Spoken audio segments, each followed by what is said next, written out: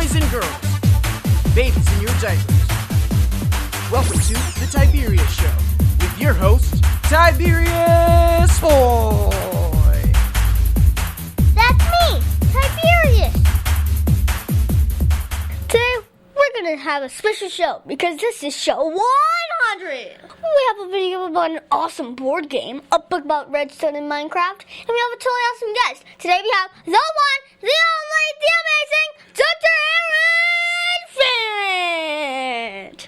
Dr. Farrant is the headmaster at the Christ School and the first adult guest on the Tiberius Show. It was a pleasure being your first adult guest, and now the 100th show, getting to come back.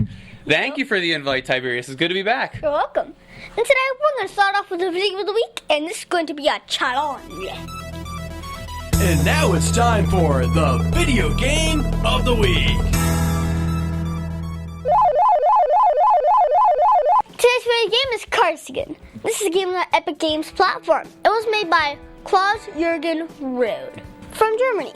This is a popular board game turned into a video game. It is a very different kind of game. It is a strategy game. First off, I got into the game and it was kind of cool. And I pressed this button called local and I had to pick the number of players and the different options. And the cool part about it is that it is on a computer. So the computer does all the checks for you. So I got in the game and I placed a card. Each card has a combination of a city, land, road, or monastery on the card. I put a meeple on the card. You earn points based on which area you put meeple in, and if you can close it out. Meeples are tiny little game pieces. I kept building until I ran out of meeples because you only get 7. Well, when you put your meeple on the road and it closes, you get to score the points, and I got my meeple back. Then the opponent went, and then I got this thing called a monastery. So I put my meeple on it, and once I got 8 more cards around it, I scored 9 points, and I got my meeple back. So you can see that there was a theme going on here. If your meeple is in a city and you close all the walls for your city, you score a point, and you guessed it, you get your meeple back. Also, I really don't like playing with land fields because the meeples are laid down and they never come back. Also, it is hard to manage it because it changes a lot and you only get the points at the end of the game. Well, I give Carsigan 9 out of 10 stars because it's so much fun to play with my dad and some friends, and it was challenging and really hard to get my meeples back. I think anybody that likes strategy games should play this game. Yeah, I love that game. I've been playing that game for years now. Now, I didn't even know that they had an online digital version of it. But we have the board game at my house. My wife loves it. I love it. My kids, too. Over 40 years, Lighthouse Central Florida has provided education, independent life skills, and job training to thousands of Central Floridians who live with blindness or any degree of vision loss. Whether it's picking out clothes in the morning or just moving around your community and serving Orange, Seminole, and Osceola counties. Contact Lighthouse Central Florida at 407-898-2483 or visit them online at lighthousecfl.org. The Tiberius Show would like to thank one of our dedicated sponsors, Custom Designs Orlando. These guys are on Mills Avenue and do all sorts of stuff, ranging from photo ID badges, engraved signs, custom Braille ADA signs, vinyl lettering, to trophies and awards. They can ship products all over the United States. You can reach them at 407-898-0372. And now it's time for the book of the week, the unofficial guide to Minecraft Redstone. This book is written by Linda Zizak. Now, Linda is pretty cool. She was on my show almost a year ago with her first Minecraft book, and I was the first kid in the world to read it. Wow, that's pretty impressive. Well, she remembered me and sent me her next book for me to read and review. Let me read the back of the book. In fact, Dr. Farrant, would you like to do the honor? Yes, I would. It says, what can you do with redstone? Stop zombies, open doors, and harvest crops. Find out where you can find this red dust, what to do with it, and how it can help you survive and build Minecraft. What will you build? So first off, this is not an AR book. You don't get any points for reading it. But it is a book about Minecraft Redstone, and I really have been looking forward to learning more about it.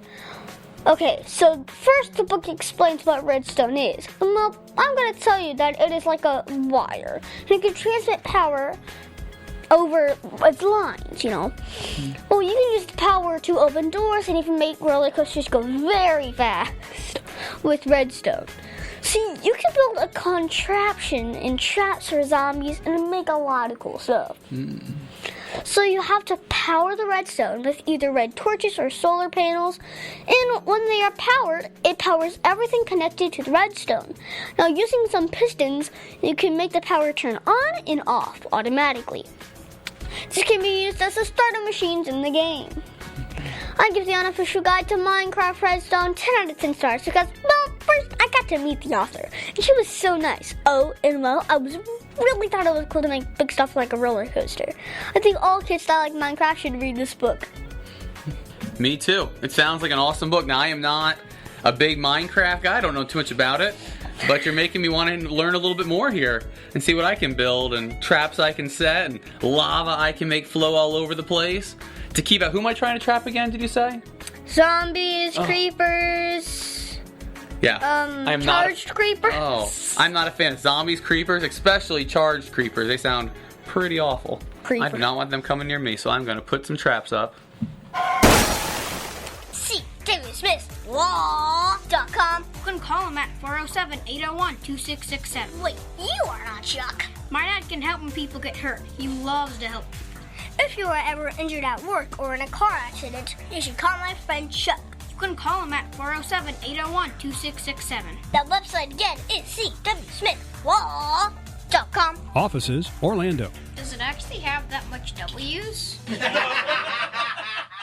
Mid-State Fire has been providing top-quality fire equipment services for 3 generations to the Central Florida area. Don't wait for an emergency to repair. Call Mid-State Fire today at 407-246-8855. Get your fire extinguishers and emergency lighting for both your home and businesses by visiting www.midstatefire.com. That number again is 407-246-8855. And now it's time to interview of an interesting person. Today's guest is going to be so much fun. Today we have the one, the only, the amazing Dr. Farrant. Dr. Farrant is the headmaster at the Christ School and the first adult guest on the Tiberius Show. You know, Tiberius, that is the 3rd time today someone's introduced me like that. That is fantastic. Yeah, pleasure to be on your show. Excited to be back. So first off, how are you enjoying being back on the show? Love it. You know, really, when the first time we came together, we were talking and we were figuring things out. And I mean, just the growth you've had just with equipment, with your personality, with the way that you're doing it. I mean, you're doing a great job and it is a pleasure to be back. So for my 100th show, it made perfect sense to have you because you were the first adult guest and you have known me for over 2 years. Have I changed a lot in those years? I don't think you've changed a lot. I mean, I remember you from the very beginning being very happy, energetic, curious, fun, and I see all those things in you today. I just feel like you're a little older version of that and maybe even a little more of all those things. I think as you're more coming into your own. The reason why you know me is that you're the headmaster of the Christ School and that I go to every day. So what's the best part about being the headmaster of the Christ School? The best part about being the headmaster of the Christ School, it's got to be really being with the kids and the staff. Really being able to take time. I mean, you can do 1,000 different things as a career. Yeah. But I get to spend my time really investing in students, building a great school, helping them grow spiritually and academically and socially. And I work with incredible people, and we have great families. And I would say really the ability to invest in kids and to work with some incredible people. So when you were here before, you were just starting the job with the headmaster. Now that you have been here for a while, are you still enjoying it as much as when you started? I am enjoying it a lot. Now, this whole COVID thing over the last 6 months has brought a whole new level of challenge and figuring stuff out. And I think it's for everybody in the whole world, but especially for a school, figuring out how to do that well and really take care of the kids well and provide great academics and all that stuff. So it's definitely been more challenging, but I love it just as much, if not more. So what is that one thing about this job that you did not expect when you started? COVID. I did not expect that. No, I don't know. There's a lot of you expect. Some things are a little different here and there, and but there's no question. If you're asking me what is the one thing that has happened since I've been there that was the least expected, it's got to be this. This is, I mean, it's crazy for everybody, but as a leading a school, it's very, very different. Yeah, it's very different. So what is the hardest part about being the headmaster of a private school? I think it's really taking care of the students and families, because you have people who are all different. I mean, they're all over the world. What they think, what they want, what they need, and so really being able to take care of all of the families at the same time, it really is challenging. And having to think through decisions for our school when it affects so many different families that have so many different perspectives and experiences and desires, really taking care of everybody well is a challenge. One that I enjoy, but it is definitely challenging to do. So, in the last 2 years, what was the most fun thing to happen while working at the Christ School? Okay, my favorite part of the entire school year, it's always the same. It's the very first day of school. And it's in middle school. And so there's the house system. So each person in middle school is in a different house, and they compete against each other in different competitions, academic and athletic and arts and all these different competitions. They fight for points. There's a big trophy every month and all this great fun stuff that we do. Really building groups and groups and making people feel connected and really having a place. It's really kind of like Hogwarts. Maybe that was a little bit of where the idea came from. We don't know, right? But yeah, so the very first day. So for the reveal, we don't have the magic hat here. But what we do is the new students come and they have this balloon with their name on it. It's a black balloon. And they go up in front of everybody in middle school. And all the 7th and 8th graders, they're already in their spots, right? So there's Eagle Soar and Equus Run. They're already, all the different houses are in their teams. And they have all their shirts on, their colors and everything. And then a 6th grader comes in and they hold up this balloon, right? It's got their name on it. And they take this pin and they pop it, right? And inside of it is filled like purple confetti or blue or red or orange, whatever house they're in, and it just explodes, right? An explosion of color. And then all of a sudden you have a fourth of the 7th and 8th graders are like, yes, you're with us! And they run over and they're high-fiving the 6th graders and they're giving them big hugs and carrying them over, and they put the new shirt on them for their houses. And middle school is a weird time. You're going to get there in a couple 2 years. It's a weird time, and you're figuring yourself out, and all this stuff's happening. But to know that your very first day, you have all these 7th graders that are cheering you on, that are you're with us, you've got a place, and seeing the nervous 6th grader face, and they're walking up there, and then just this kind of smile. Some of them try to hide the smile. Some of them are just all into it. Each personality kind of comes out in that moment. Yep. But that kind of warmth and welcome and this acceptance and love from your peers is hands down my favorite moment every single year. Okay. Now that we have had a more difficult year this year because we had to leave school early and do virtual learning, was it hard to change from in the classroom to in the home learning? Oh, absolutely. So it's something that we didn't plan for, right? Yeah. And so we were getting ready for spring break, if you remember the time last year. And so there's it's kind of like the week before spring break, we're kind of starting to notice okay, things may be different. Things may need to change. And so you're just starting to kind of figure that out, but it's not really sure where it's really going to go. I mean, it's so fluid, everybody's kind of figuring stuff out. And then right around that kind of Friday, Saturday is when we really kind of realized, no, this is really going to happen. And we're going to have something different when we get back. And so building up to the week or two before, we started getting a couple contingency plans built.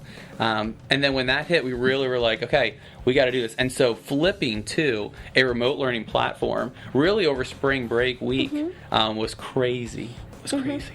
And so we're having to figure out all these different kind of things.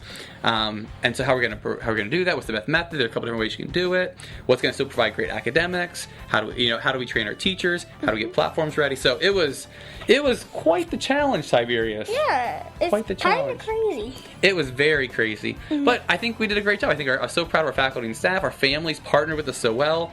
Really, we came out of that for what it was very, very positively. So it was exciting. So now school is getting ready to start again, and we get back to the classrooms. Did you have to make a lot of changes because of social distancing?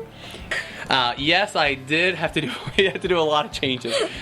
We have had so many meetings, Tiberius, trying to figure out, okay, how do we really keep everybody safe, right? Make sure that COVID happens, how do we keep that from spreading? How do we protect our students, our faculty and staff? How do we do all that? But how also do we capture the great academics that already occur? How do we not lose that? How do we not lose some of the great aspects of our school that make it such a special place? Like, the house reveal. How do we keep that, but do it in a way that's safe for COVID? And so we've gone through all different parts of our school, looking at it.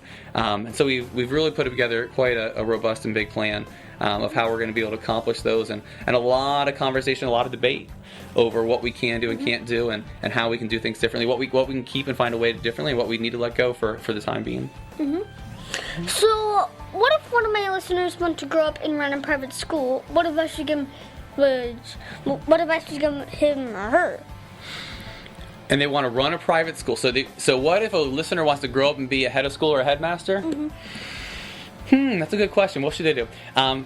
First off, I would say find some people that have done it. Always, whenever you want to really learn something, I think there's a great balance you got to take between experience and formal education. So for me, for instance, I've gone to school way too much, Tiberius. It's a great thing. I love it. I have 5 degrees. I don't know if I've ever told you that. So have 5 college degrees. So go to school a lot, got a lot of formal training, got access to a lot of people who have been doing independent schooling for a long time. I also worked at a great school in Atlanta, learned so much from there. The head of school up there was willing to mentor me. So when you find someone who does a really good job at it, you can spend some time with them and really learn from them. So I was able to do that. I was able to be in a great place, and I think I've heard this before, like, greatness rubs off on you. So when you can be around people who do a great job and really care about excellence, it starts to kind of shape the way you view things and kind of where your standards are. And so I would say so I guess to shorten my answer down, because I'm going a little long-winded, is find a great school with someone who leads it, who's really good at it, and really spend time with them, listen to them, ask them questions, be willing to explore, be willing to try new things, and then also get formal education so you can understand kind of that level also, and then they kind of come together. I think you'll be well prepared, and at the end, really be there for the right reasons, which is really to love kids and to help them grow. So if you're going to go back 10 years and tell yourself something, what would it be? To love the next 10 years of your life. Honestly, it has been such a joy. Over the last 10 years is when my second child was born, when my first child grew up. It was when I moved to Florida. It was when I came to the Christ School. When I met you, right? All the big milestones. Yes. No, but it has been really meeting the students and the families, and it has been a fantastic journey. Well, now because you have seen my show for 2 years, what is the one episode that you like the best? So, not to be self-seeking here, but I would say our first episode. And while I know you had some great guests that were way cooler than I am and did a lot of cool stuff, I would say the first one, because I enjoyed being with you. And I enjoyed talking, and I enjoyed doing this process with you and kind of laughing together and kind of just discussing different things. And so, well, there maybe the general public would say there was a cooler guest on your show at some point. I would say my favorite was the one that we got to do together, because we got to do it together. Yeah, true. So what was the biggest mistake you ever made, and how did it change you as a person? That's a deep question, Tiberius. The biggest mistake I have ever made, wow, is that big. And what did I learn from it? So I was young. Like 3 or 4 years old, okay? And in my neighborhood, there was a slide. Okay, have you ever been on one of those slides that kind of goes in a loop, kind of circles around? Yes. Okay. So there was one in my neighborhood, and the first couple rungs were missing from the slide. Okay? So they'd taken this big rock, and they had put it on there, right? Put it so you can climb on the rock and then climb on the steps and get to the top. So I had climbed on the rocks, and I was a little guy. My mom was down there. My little brother was playing somewhere else in the playground. And I climbed the top. And then, for whatever reason, I was like, look, no hands, right? At the top of the slide. Aww. Right? So I was on the top step. Look, no hands. What do you think happened next? You fell. I fell. And remember, I am little, Tiberius. Like half your size. And I fell all the way down. Aww. Oh, wait. And so I hit my chin on the big rock at the bottom. Okay? Oh, just wait. It gets worse, Tiberius. So when I did, somehow I stuck my tongue out, right? So I'm falling, whatever. Hit my chin on this rock. Teeth right through my tongue. Wham! Right? So now there is a hole in my tongue. Like, stick your finger through my tongue kind of hole. Okay? And so, my mom is an amazing woman. Okay? I'm sure you know, moms, amazing, right? Yes. And so, she was like, she didn't take me to the doctor. It's a different age, Tiberius. Back then, no, they didn't do that kind of stuff. At least my mom didn't. And she's like, so she took me home, right? I was home for hours. And then my dad comes home from work, and he's like, my mom's name's Terry. And he's like, she tells me, she's like, Terry, take that boy to the doctor. And she's like, it's a tongue. What are they going to do? Now, granted, Tiberius, I have a hole big enough to stick a finger through in my tongue. And she's like, it'll be fine. Right? As a 4-year-old, 4-year-old. So anyway, so they took me to the doctor. Doctor uses dissolvable stitches my tongue up, and does that. But I did learn one thing, Tiberius. Even yesterday when I was on the swirly slide, I did not take my hands off of the rails. I held on tight the whole way up. Okay. Something to learn. So don't let go of the bar when you're up high. That's what I want to share with you, Tiberius. Change your life. Well, do you have a website or Facebook from the listeners that want to follow you? No, I actually stopped Facebook years ago. I know. It was a time suck for me where, man, you start going down the rabbit hole of all the old acquaintances, and 3 hours would pass, and they're like, what's happened the last 3 hours? So I actually got off Facebook. For a website, I tell you, thechristschool.org. Best website ever. Yup. Well, will you be ready for another interview for show 200? Hey, I'm in. Every 100 episodes, you give me the call, and I'll answer. Sure. Okay. Well, thank you, Dr. Farrant, for being my first guest. Can you stick around for math pointers? I think I can do that. The Tiberius Show would like to thank Boggy Creek Airboat Adventures for being one of our sponsors. I got to go on an airboat and saw a real gator. I even got to go to the gem mine and mine for some gems. We ate a steak dinner at the restaurant and even got some gator rights. If you want to have a blast with the entire family, I suggest you go to www.bcairboats.com right now. Get your tickets today. The website again is bcairboats.com. Oak Ridge Gun Range is a family-oriented shooting range that has been in business for over 30 years. They specialize in basic firearm training and offer numerous services such as consignments, gun trades, gunsmithing, and concealed weapon classes. I even got my training for gun safety at Oak Ridge Gun Range. Great customer service, and firearm safety is what they do best. So find out more at oakridgegunrange.com.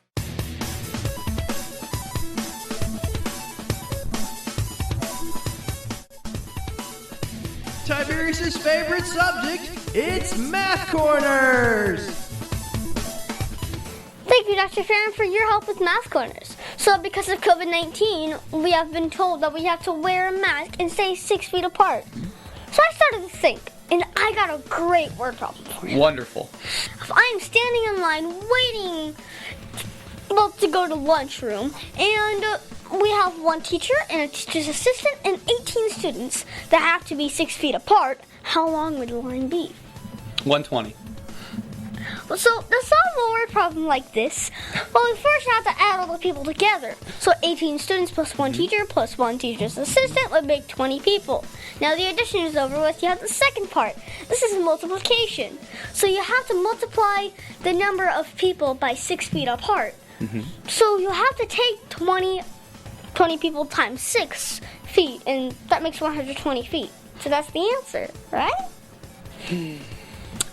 No. The answer is, I would say, 194.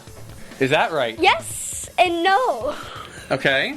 There's more to this question that meets the eye. Tiberius! See, the question is how long would the line be? It would not be 120 feet long, because the first person does not stand 6 feet from themselves.